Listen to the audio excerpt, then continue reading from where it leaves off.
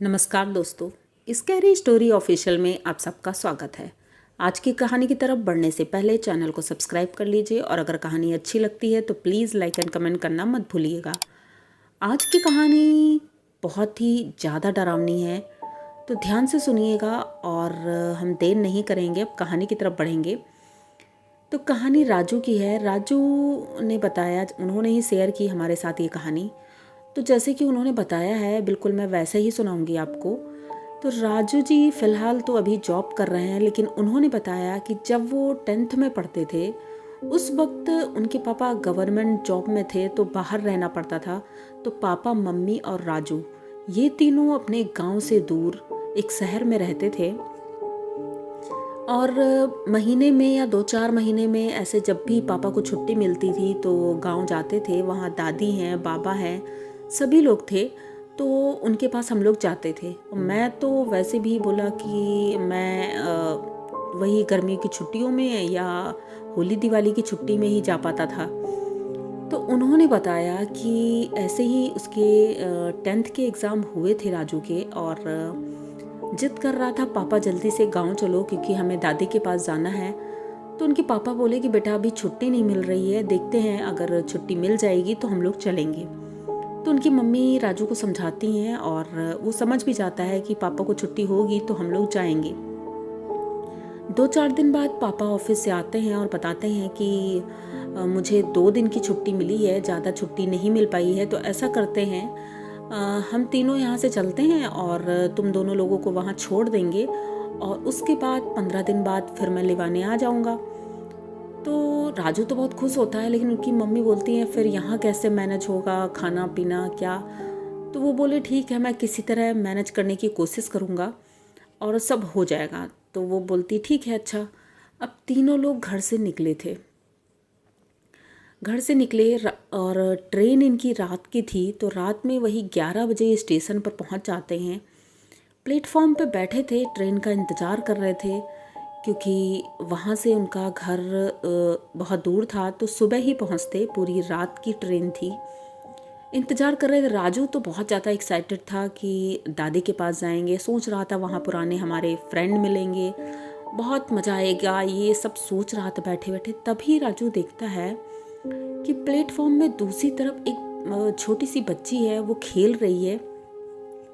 राजू उसको बहुत गौर से देख रहा था काफ़ी देर तक। तो उनकी मम्मी बोलती हैं बेटा क्या है, कहाँ देख रहे हो। ये कुछ खाने को उनकी मम्मी दे रही थी तो वो ले नहीं रहा था, तो वो बार बार उनकी मम्मी पूछ रही थी किसको देख रहे हो, क्या देख रहे हो। तो वो बताता है, कहता है मम्मी वो सामने बच्ची को देखो ज़रा, कितनी छोटी सी है और कैसे वो एकदम प्लेटफॉर्म के किनारे खड़ी हुई है।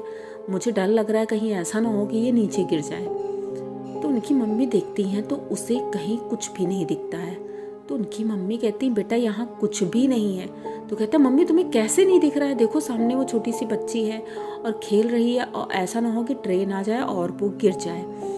तो उनकी मम्मी उसे बहुत समझाती हैं बेटा वहाँ कुछ भी नहीं है, तुम्हें ऐसे ही लग रहा है, वहाँ कुछ नहीं है। तब तक एक ट्रेन आती है। जैसे ही ट्रेन आती है राजू एकदम से दौड़ता है बहुत तेज़ी से, उधर जाता है, लेकिन वो दूसरे प्लेटफॉर्म पे थी, सामने दिख रही थी, तो ये उधर जा नहीं पाता है।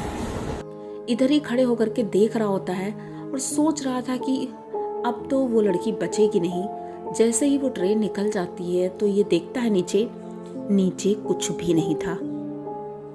तभी राजू की भी ट्रेन आ जाती है और ये तीनों लोग ट्रेन में बैठ जाते हैं। और रात का समय था तो खाना वाना घर से ही खा के आए थे, तो अपनी अपनी सीट में लेट जाते हैं। राजू की सीट ऊपर वाली उसकी बर्थ थी, तो राजू ऊपर लेट जाता है और उनके मम्मी पापा सो गए थे। राजू अभी उसकी नींद लगी ही थी कि अचानक से उसे किसी बच्चे के रोने की आवाज़ आती है। ये ऊपर से नीचे झांक कर देखता है तो वही लड़की थी जो नीचे खड़ी हुई थी और राजू की तरफ देख रही थी। राजू उठकर बैठ जाता है और एकदम से उसकी तरफ देखता है और कुछ बोलने की कोशिश कर ही रहा था, तभी वहाँ एक औरत आती है। वो इतनी लंबी औरत थी, उसने उसको गोदी में उठाया और लेकर चल दी। राजू ऊपर से बैठे बैठे ही किनारे आता है और झांक कर देखने की कोशिश कर रहा था कि आखिर वो औरत उस बच्ची को लेकर किधर गई, क्योंकि वो औरत कुछ अजीब लग रही थी। एक तो इतनी लंबी थी, ऊपर से उसके कपड़े बहुत ज़्यादा फटे हुए और गंदे से थे। तो उसने सोचा कहीं ऐसा ना हो कि बच्ची को किडनैप कर लिया हो, क्योंकि ऐसा होता है। तो वो ऐसे देख रहा था और उसने देखा कि वो औरत दरवाजे के पास खड़ी है जहाँ ट्रेन के। तो ये जल्दी जल्दी ऊपर से उतरता है और जब वहाँ पहुँच ही रहा था, इसने देखा कि वो दरवाजे के पास खड़ी है और मुड़ करके वो औरत राजू को देखती है। उसका चेहरा इतना भयानक था और बस तुरंत पलट जाती है और ट्रेन से कूद जाती है। राजू कुछ समझ ही नहीं पाता है, क्योंकि एक ही पल में उसने देखा कि वो औरत इतनी भयानक दिख रही थी और अचानक से वो कूद जाती है। तो राजू बहुत ज़्यादा डर जाता है, वो एकदम से चीखने लगता है और दौड़ता है अपनी मम्मी की बर्थ की तरफ। मम्मी के पास जाता है, उन्हें जगाता है और बताता है सारी बात। तो मम्मी बोलती हैं कि बेटा ऐसा कुछ भी नहीं, अगर ऐसा कुछ होता तो मुझे भी तो पता चलता, मैं कोई सो नहीं रही थी। तो वो बताता है, लेकिन उसकी कोई बात मानता ही नहीं है। उनके पापा भी नहीं मानते हैं और उनकी मम्मी भी नहीं मानती हैं। अब वो गुस्सा हो जाता है, उसके बाद ऊपर जाता है, अपनी बर्थ में सोने लगता है। वो सो ही रहा था, तभी उसे ऐसा लगा जैसे उसका सर इतना भारी हो रहा है। उसके सर में दर्द हो रहा था, उसके सर में इतना ज़्यादा दर्द होने लगता है कि वो चीखने लगता है। तो उनके पापा आते हैं, पूछते हैं क्या बात है। तो बताता है, कहता पापा मेरे सर में बहुत ज़्यादा दर्द हो रहा है, ऐसा लग रहा है जैसे सर मेरा फट जाएगा। तो उनकी मम्मी को फिर कुछ समझ में आता है, उन्हें लगता है कि अब तो कुछ गड़बड़ है, क्योंकि ऐसे झूठ नहीं बोलेगा ये। तो वो बोलती हैं ठीक है, हम सुबह घर पहुंच ही जाएंगे और दादी तुम्हारी बहुत कुछ जानती हैं, तो वो ज़रूर तुम्हारा इलाज करेंगी। तब तक वो उसका सर दबाती रहती हैं और सुबह 5 बजे ही इनकी ट्रेन इनके गांव के स्टेशन पे पहुंच जाती है। ये लोग घर जाते हैं और राजू की हालत अब बहुत ख़राब होती जा रही थी। उसको ले करके उनके पापा जब गांव पहुंचते हैं तो उनकी दादी गेट पर ही मिल जाती हैं। तो इनकी मम्मी अपनी सासू माँ को बताती हैं पूरी बात कि राजू के साथ ऐसा ऐसा हुआ है। तो वो कुछ आओ देखा ना ताओ, वो राजू को ले करके तुरंत अंदर जाती हैं और हनुमान जी के मंदिर में, जहाँ हनुमान जी की मूर्ति थी, वहाँ बैठालती हैं और पूजा शुरू कर देती हैं। हनुमान चालीसा का पाठ शुरू करती हैं।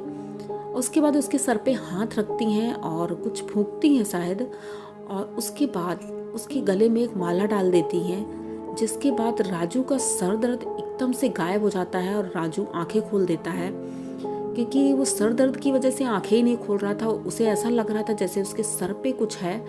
तो उनकी दादी बताती हैं कि ज़रूर इसके ऊपर कोई ना कोई फेर फन था, हमें इसके लिए एक पंडित जी हैं, उनको दिखाना पड़ेगा। तो अब ये जाती हैं एक पंडित जी के यहाँ और वहाँ से उसके लिए माला वाला लेके आती हैं भगवान का और उसे पहना देती हैं और हाथ में कलावा। उसके बाद वो लड़की इनको कभी दिखी नहीं राजू को, और ना ही वो आज तक कभी परेशान किया। लेकिन ये वाक़या वो भूल नहीं पाते हैं। अब तो अच्छी जॉब कर रहे हैं, शादी भी हो चुकी है।